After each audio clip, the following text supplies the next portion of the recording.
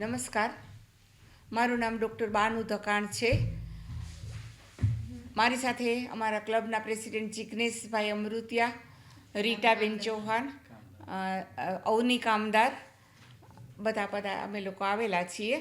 અમે rotary club Rajkot Midtown દ્વારા અહીંયા પ્રેસ ઉપર આવવાનું કારણ એ જ છે કે અમે જે કામ કરીએ છીએ, ખાસ કરીને અમારા માટે ચેલેન્જ રૂપ તો નહીં, પણ અમે દર વર્ષે આ કામ કરીએ છીએ કે માત્ર 3 મહિનાના જ ટૂંકા ગાળાની અંદર અમે 60 ઉપર પ્રોજેક્ટ કર્યા.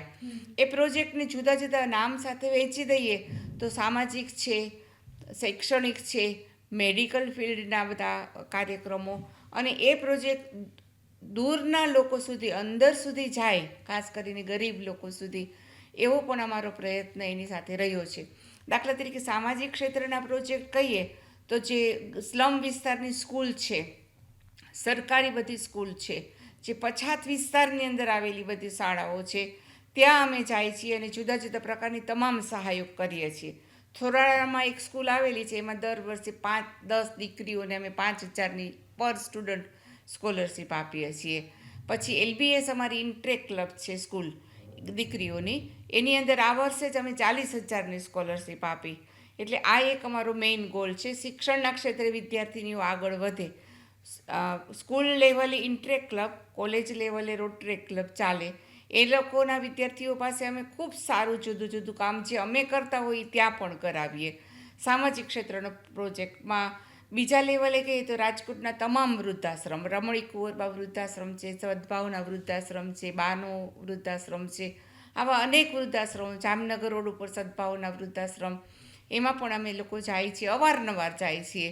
પછી જામનગર રોડ ઉપર સદભાવના વૃદ્ધાશ્રમમાં બળદનો આશ્રમ છે, શ્વાન આશ્રમ છે. એ જોઈને તો અમને એમ જ થાય કે ખરેખર અહીંયા આપણે દર મહિને આવવું જોઈએ. તો આ પણ એક બીજા પ્રકારની પ્રવૃત્તિ છે. પછી અમે દિવ્યાંગ બાળકો માટે કામ કરીએ છીએ. એક રંગ છે, સેતુ સાથે તો અમે પર્સનલી સંકળાયેલા છે.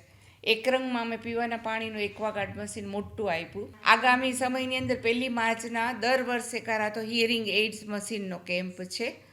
અને બીજો છે એ ઓર્થોપેડિક કેમ્પ. હવે તમને હજુ એક વાત હું કહું કે અમે જે આ પ્રોજેક્ટ કરીએ ને અમારા ડિસ્ટ્રિક્ટ લેવલે જાય, તો ડિસ્ટ્રિક્ટ લેવલે અમારા પ્રોજેક્ટમાંથી 8 પ્રોજેક્ટ તરત જ સિલેક્ટ થયા. એમાંનો સૌથી એ લોકોએ પહેલો સિલેક્ટ કર્યો ને જેલનો પ્રોજેક્ટ છે, મધ્યસ્થ રાજકોટની સેન્ટ્રલ જેલ છે, એમાં અમે 10 જણાને પરમિશન આપી, 2200 કેદીઓના દાંતનું ચેકિંગ કરી આપ્યું, ત્યાંની લાઇબ્રેરી ડેવલપ કરી, અને સ્ત્રીઓ માટે થઈ અને એ લોકો એના જીવનમાં શું કરી શકે, એના બાળકો માટે, પોતાના માટે, એનો આખો વિસ્તૃત અમે કાર્યક્રમ ત્યાં કર્યો હતો. આ પ્રોજેક્ટને એ લોકોએ તરત જ સિલેક્ટ કરી લીધો. પછી બાકી તો તમે ઘણા બધા અંધ વિકાસગૃહમાં જાય છીએ, બીજા આશ્રમોમાં જાય છીએ, પણ આ પ્રકારની એજ્યુકેશનની પ્રવૃત્તિ અમારી મેઇન ફોકસ છે. Thank you very much.